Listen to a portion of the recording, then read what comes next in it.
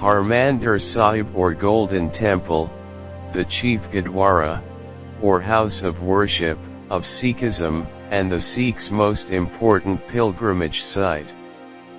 It is located in the city of Amritsar, Punjab state, northwestern India. The Mandir is built on a 67 feet square of marble and is a two-storied structure. Maharaja Ranjit Singh had the upper half of the building built with approximately 400 kilograms of gold leaf. The Golden Temple is surrounded by a number of other famous temples like the Durgiana Temple. The Harmandir Sahib is the focus of a complex of buildings that form the heart of Sikhism.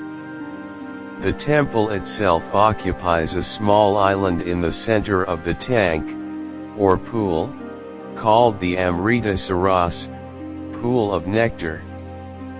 The Golden Temple is not only a central religious place of the Sikhs, but also a symbol of human brotherhood and equality. Everybody, irrespective of caste, creed, or race can seek spiritual solace and religious fulfillment without any hindrance. It also represents the distinct identity, glory, and heritage of the Sikhs.